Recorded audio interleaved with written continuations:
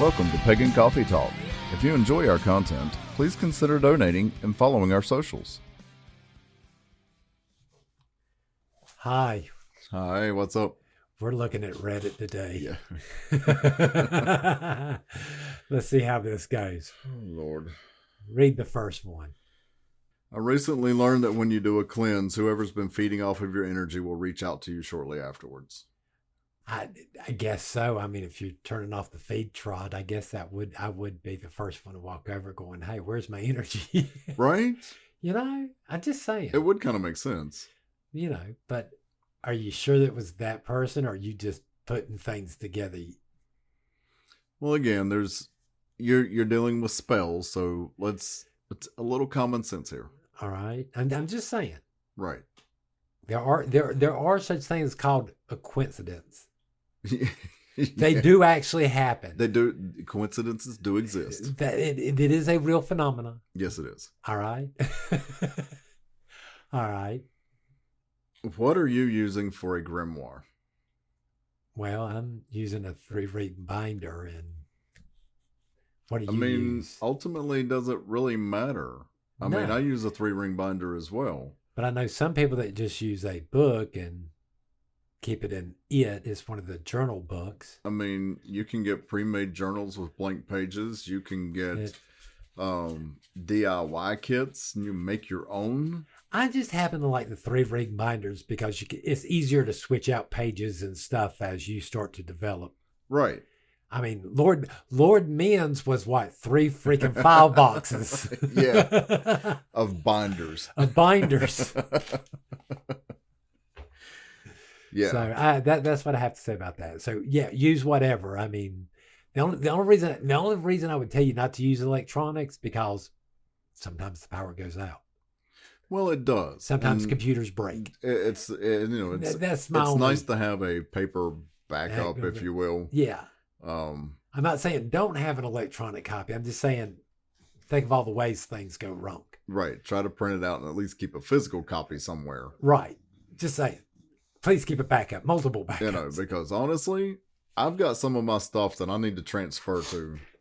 Mine, I've got it on my computer, on my OneDrive. I have it in a couple of places. I just need to put it in my binder.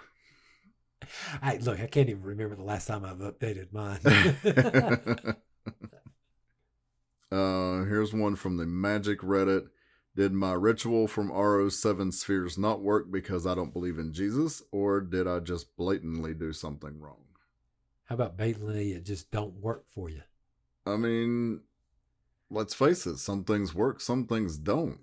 I mean, I don't know. It really depends. Did you have the right motivation? Did you use the whole witch's pyramid behind all this concept, or did you just do step 1, 2, 3, and you understand what I'm saying? Yeah.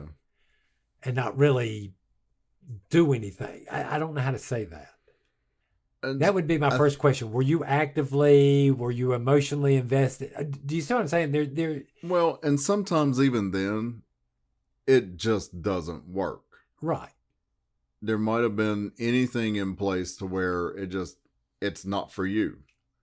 And don't feel bad because something doesn't work. Just move on and find something that does. I mean, I'm back to, hey, why did you not do at least a divination on the spell before to see if it was even worth the time and the effort? But if it's a ritual, do you really need a divination or a ritual? Again, if this is the ritual we keep on hearing in modern paganism, it could just be a spell. Maybe. All right, because again, people tend to flip those two back and forth. Maybe. So I'm just putting it out there. Yeah. I mean, there's a lot of things that I have more questions that would have to be asked. True. There's a lot of details we don't know about. So again, hence the reason, vague answers, vague question. Right. Of course, now keep in mind, I'm just reading the headlines from these. I'm not delving actually into into the comments. So, how to respectfully practice Celtic paganism? In whatever way you feels respectful. I mean, we feel like whatever practice you have, whatever. I am not scared some ancient Celt is going to drag himself up out of the grave, come across the ocean, and smack me around because I mispronounced a word. Right. I mean, I think as long as your intention is in the right place, right, and you're not just like drastically mutilating whatever it is you've garnered from this path, I think that's being respectful. That's and I'm going to you're put paying homage to whatever it was. I'm going to put this on top of there. This might be a little bit of a hot take because, I mean, I follow a Celtic path. I mean, this is not unknown, but I'm sorry. Celtic mythology is a little messed up in the head. I'm just saying. Well, it is. I mean. So again, as vaguish as it is, it's hard. How do you, we don't know. Again, so there's no way to answer the question. How do you do it respectfully? How do you do this respectfully? And we don't even have half. Well, and I would say, what is your definition of respectfully? Yeah. Why don't you start there and go with it? Just saying. Define what respectful is for you and use that as your basis. All right. I mean, if it doesn't meet that criteria, then it's not respectful. I think that's probably the best way to go about that. I think it is too, but you know, again, Celtic mythology is not some. No, it's not linear. It's not cohesive. It's not whatsoever. Oh, it's just all over the place. Respectfully, really? It's all over the place. Just saying. It's not the easiest thing to follow. Any witchy ADHD tips or hacks to help with focus? Get rid of all the artificial flavors and colorings and cut as much sugar out of your diet as you can. And if you're hyperactive, caffeine usually helps. It does. Stimulus normally helps, and believe it or not, for me, mine's actually caused by the artificial flavor. So if you don't have them in your system, it doesn't become a problem because that's the trigger. Because in some of us, it is a food allergy from those specific things. Right. Something to explore. Just saying. You know, if you can do it a natural way and not headache appeal, I'm always up for that. God, yes. It's always so much better, in my opinion. Oh, here's a good one. Coming out of the Christmas holiday. Can I worship Santa as a deity? As soon as the Witches' Council gets off their asses, come down here and tell me what I'm doing wrong, I'm sure they'll get to you too. Right? Just go for it. If you want Santa as your deity, then by all means. Nobody's going to stop you. You know, I mean, you've got 8 reindeer, so 8 Sabbaths. And I'm just saying. Why not? Go for it. Go for it. How to become educated and how to choose a practice. Well, I mean, all you can do is read. Unless you know a group or have found a group of a particular path that interests you. Right. The best way is to read books with a grain of salt. And talk to people. Talk to people. I cannot tell you how much more I probably learned from Lord Men and for as many years as you and all our friends made fun of me and him sitting on the couch like 2 little hens just talking witchcraft for hours on end. Yep. A whole entire party's going on. Me and him will wind up on the couch at some point and we will talk for hours. On the couch or out on the porch. This is where you learn more. Talk to people. I mean, literally have conversations and have conversations with people you don't agree with. So again, different viewpoints, different things. Yes, absolutely. All right. Find that person you hate. Have a conversation. Tell me about your path. Let's have a conversation. And as far as choosing a practice, once you've done enough research, just pick something that interests you. Well, I mean, whether it be Celtic you. Or Nordic or, whatever, Slavic. I mean, there's so many different paths. If you're doing the Appalachian folk magic. But again, if you're doing the whole solitaire thing, What does it matter? Whatever interests you. Again, there's no witches' council. Nobody's gonna come down and tell you you're doing it wrong. So. I mean, I'm sure there's going to be a few people. Well, there's always a few people. But that's social media. That don't count. That's the other tip. Get your nose out of social media. Or at least don't be so invested in it. I mean, come on. Witch talk is not the definitive answer. Just saying. They're entertaining, but they're not definitive answers. What else do we have? Completely out of context, I'm sure, because we're not delving into the comments. Intrusive thoughts and spells. Oh. That's my question. Do you let the intrusive thoughts in? No, you're supposed to keep them out. I mean, again, regardless of the spell, you don't want intrusive thoughts. You want to make sure you can hold those thoughts in your head like they are for a long period of time. Right. Spells are about focus and intention. All right. To prep for a spell like this, you best be meditating on that too in the world. Okay, I can hold this in meditation for 45 minutes. Mm-hmm. If I can do that, I can do a 5-minute spell. Right. Without intrusive thoughts.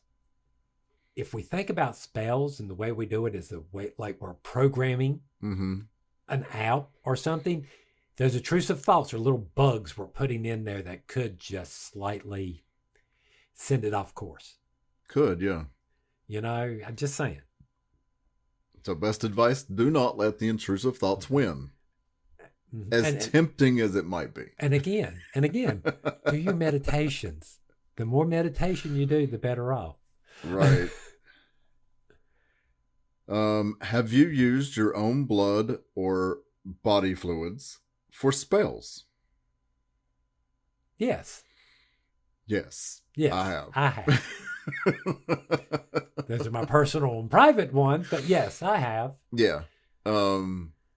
There's nothing that says you can't. No.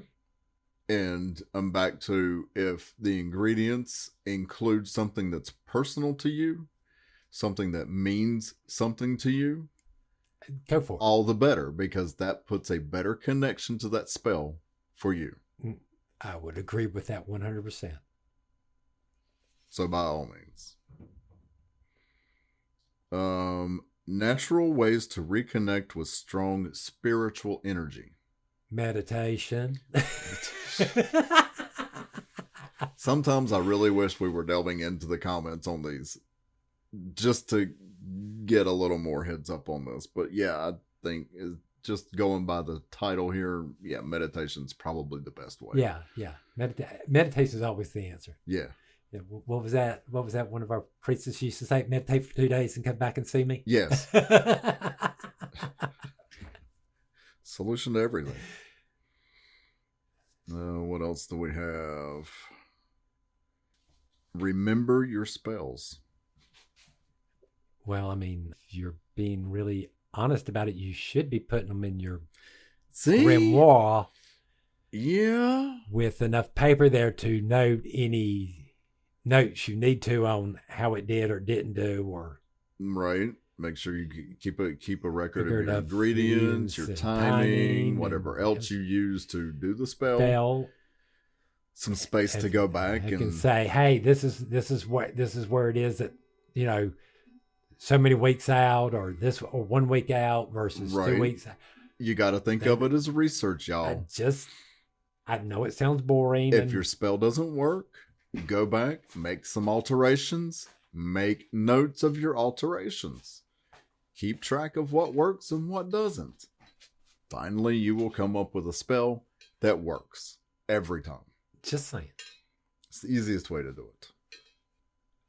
Oh, here's a good one. It's very vague, but I'm going to ask you the question. Right. So it just says, a message to newcomers. What would your message to newcomers be? Run. Run now. Run as fast as you can. Forrest, run. No. A, don't take yourself too seriously. Mm. B, talk to everybody. Listen to everybody. All right? Yep, conversations. I All bet, right? yeah. Speak ye little, listen much. Mm. Ask a question, let people talk. Yeah. All right? And again, you let people talk long enough, you'll figure out real fast if you can trust them or not, or what they do and what they don't know. Oh, yeah. People It will comes tell out on fast. themselves really fast before you know it. Mm-hmm. Just let them talk. Good advice.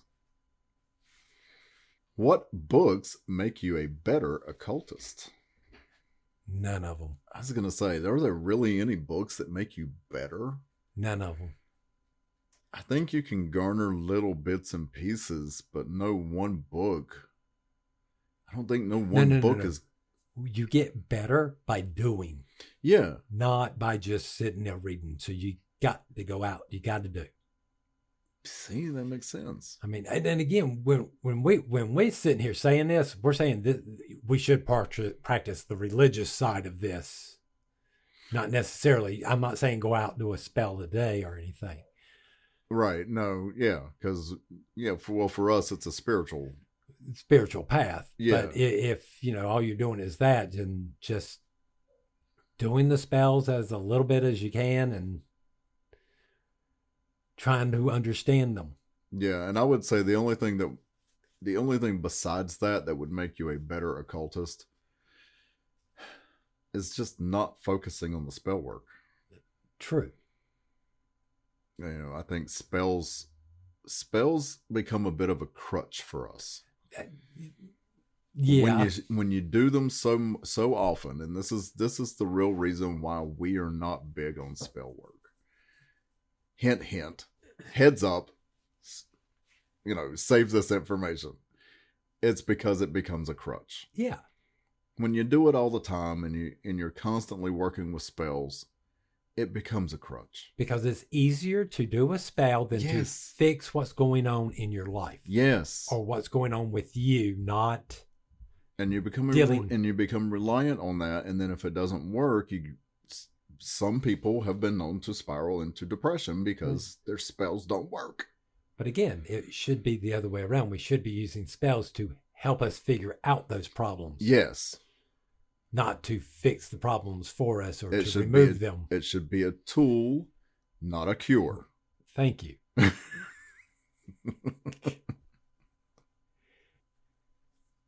Divination of coffee grounds. Have you ever done that? I've never done that. No, but I could see how it would work.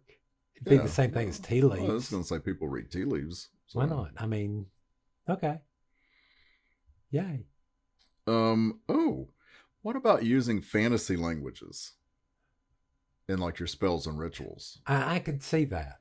Like maybe Klingon. Well, again, anything that requires you to think harder about what you're doing when you're doing it, go for it. Because that, again, you have to get more level. You have to get it gives an extra level of concentration on top of it. So you're having to speak in a different language. Right. It also brings a completely different level of familiarity with what's going on. With what you're doing, and what's going on within that space. That ritual or that spell. Because again, I hate to be doing that translation. It puts your brain into a slightly different altered state. It really does. It really does. I mean, I'm sure you ask any singer or somebody, any choir kid, I'll say it that way. Yes, them. And all the different Italian and stuff, y'all have to learn to do that. Again, it changes the way you do it, the way you think. And oh, yeah. At the time, I could see that easily. Yeah, Latin was always a trigger for me.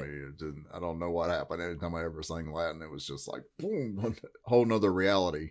Yes. So again, I think it would be a great enhancement to spells. Now, is it something I would do? No, I can barely speak English. But if you can, go for it. It's actually a great idea. Practicing your craft with curious pets. Is it a problem? Only when they knock things over. Well, I mean, we've had cats, we've had dogs.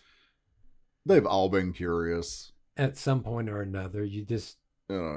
You learn not to leave your cords dangling off the side because every cat's going to Yeah. And especially don't have them tied to your have atom. them Because it's going to wind up in the the floor. floor and And if your atom's made of obsidian, then, well, it breaks. it breaks. So just saying.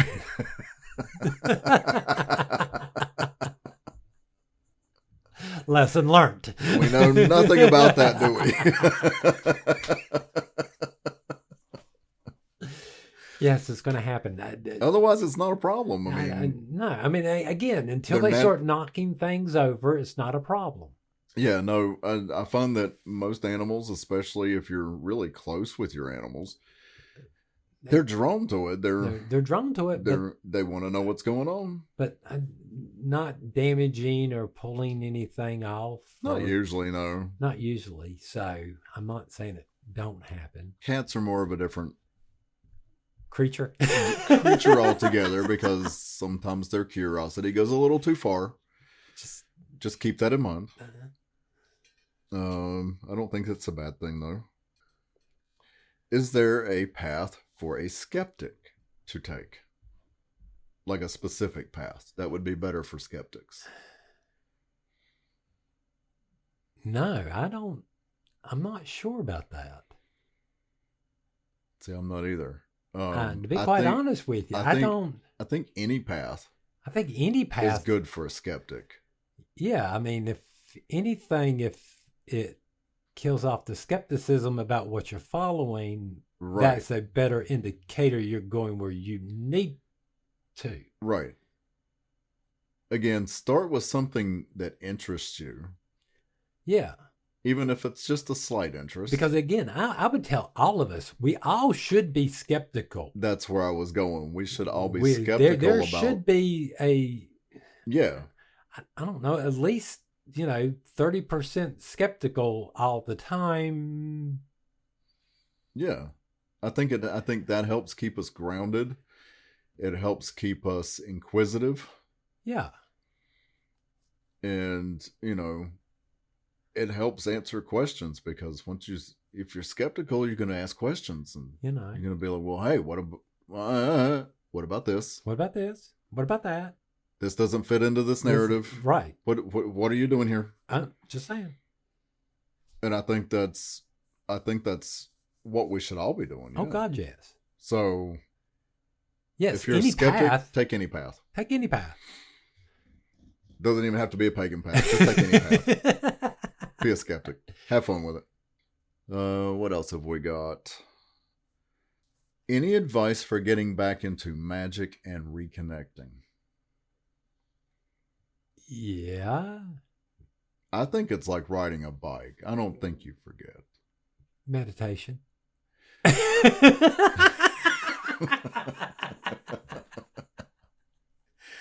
Well, I think that's the best way for reconnecting. But I'm just saying, I don't think it's something you're likely to forget. No. I mean, depending on how long you've been in it and how long you've been away. Well, I mean, just to re-spark that feeling, a little bit of meditation and stuff like that, and goes a long way. I'm sorry, this is depending on how long you've been doing it. Yeah, it's sort of like riding a bike. Mm-hmm. So, yeah. I mean, I hate for it to be that simple of an answer, but yeah, it really is that simple. I think it's really that simple. Why are bay leaves so important to spells and hexes?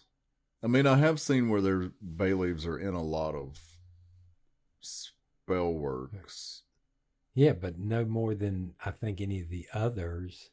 I think the bay leaf is it's an easy way to accommodate your spell.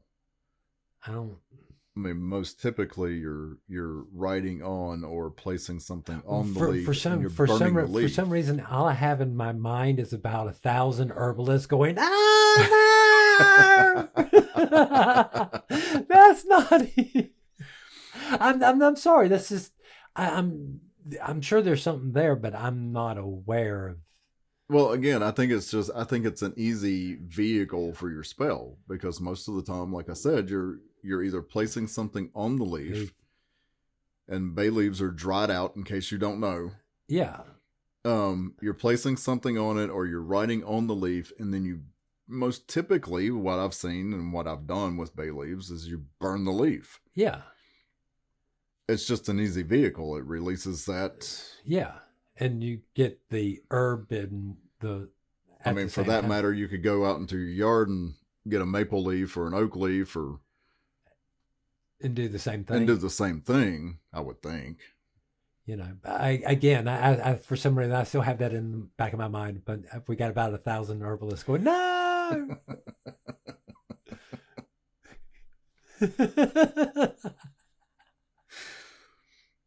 What do you have against bay leaves?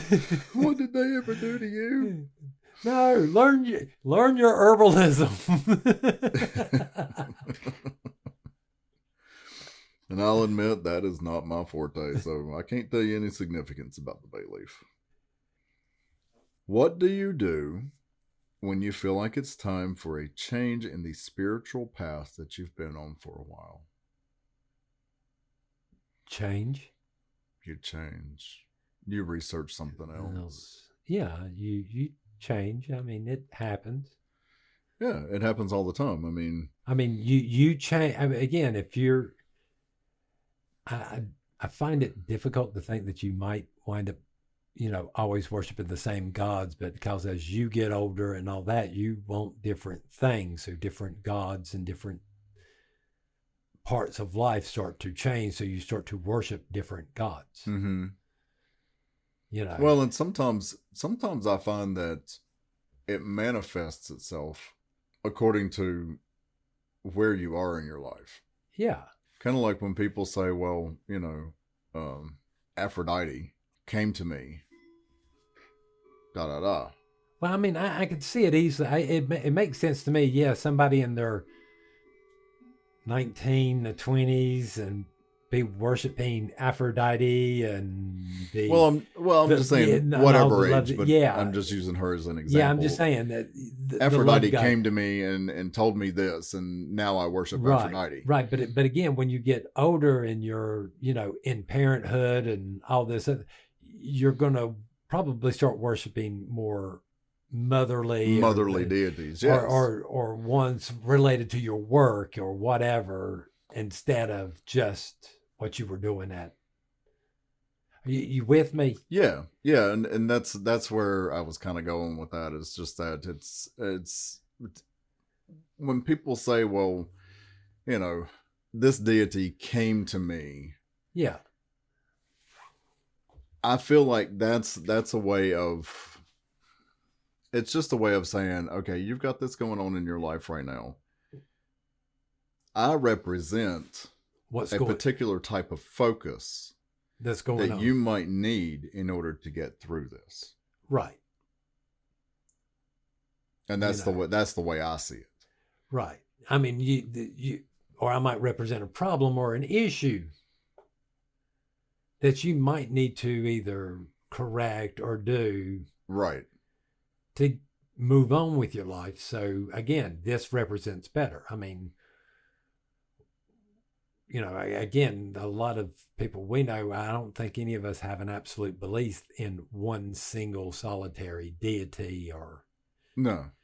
I don't even think it's a problem for us to cross over and to pick up deities from other traditions and other places and other religions. Right. I'm not going to sit there and be shocked if a member of temple come up to me and goes, well, yeah, here lately in my, meditations and stuff, I keep on seeing things on Buddha or Jesus or, okay. Right. Or some Hindu deity. Or, right. There's just something there to me that you need to learn. And this is the best way that source is expressing you to get you to motivate to move that way. Right. A little, or to even move away if it's something you don't like. Absolutely, yeah. Well, and maybe it's something that you like, but you don't need in your life. So I'm just saying, there's a lot of ways to look at this. Yeah, there's a lot of ways it can manifest. But no, sure. The changing, God forbid, yeah. Yeah, all our paths change, and this is just the way I see it. All our paths change along the way because we change. Right. So what I practiced 20 years ago is not going to be the same thing that I'm practicing now. Right. Because again, the things I was concerned at when I was 20 years old is not what I'm concerned about Right. when I'm 55. So change is good. Yeah. Embrace it. Go for it. So here's one more. Is it bad to follow two religions? Say like Christianity and paganism. Or Hinduism and paganism, or Hindu and Buddhist, or... Well, I mean, we sit there and we tell people, you know, please don't divide your time. If you're going to be at our temple, be at our temple. Don't be at our temple and somewhere else. Right. Now, again, with that said, we're not talking about, hey, I'm going to go over to this place and visit or for one ritual or whatever, but in going out and doing that, we're just talking about you. I think if you're combining them into one practice, you're better off. Maybe. But if you're quite literally splitting your time, again, I think you're going to have some issues there. I think you are too. I like the idea. Pick one, study it and then for a year or two, or whatever, and then focus in on the other one. I don't like the dividing the time. If you're going to study a tradition, anything, ours or anyone else's, you should just study that one until you got it. Then I think that makes better sense. But again, I think if you're in the research phase and you're researching two different ones and you find stuff that you want to combine into a singular practice, I think that's okay. I really do. The only problem we've all done that to some extent, but yeah, the only thing you got to be careful about doing that is to make sure you don't have contradictions. Right.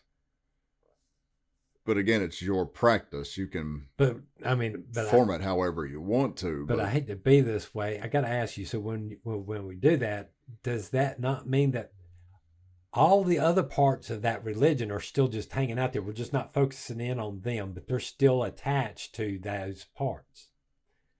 Are you with what I'm saying there? I mean, technically they are. So again, even if there's contradicting, they're going to... Same thing could be said about paganism. You know, I'm just asking. If we've take for instance, if we have borrowed something from voodoo, right, to put into our personal pagan practice, again, you're going to have... There are other aspects that are tied to that. That brings that along to it. But we don't use that. No. Good question. Is that negatively or positively or any way affecting what we're doing? Or do we just push it off to the side and block it off? Because again, I mean, I could put it to you this way. I mean, is this not as bad as what you hear everybody saying about, oh, no. You're just handpicking or cherry picking the verses from the Bible. Mm-hmm. And ignoring all this other stuff. Is that not doing the exact same thing when we try to shove these two traditions or two religions together that don't really should fit together? Well, it is, but again, we've still done that in paganism. I'm not saying it doesn't work or it doesn't happen. I mean, look at voodoo. Voodoo's literally African traditions and stuff like that mixed with Catholicism. Right. It's a culmination of different practices. Literally, I mean, so I'm not saying it can't be done. Just be aware that there are things tied to that you may have to deal with. I think that's fair. All right. I think I'm ready for some coffee. All right, let's get some coffee. Thanks for listening. Join us next week for another episode. Pagan Coffee Talk is brought to you by Life Temple and Seminary. Please visit us at lifetempleseminary.org for more information, as well as links to our social media: Facebook, Discord, Twitter, YouTube, and Reddit. We travel down this trodden path, a maze of stone and mire. Just hold my hand as we pass by a sea of blazing pyres. And so it is the end of our days, so walk with me till morning breaks. And so it is the end of our days, so walk with me till morning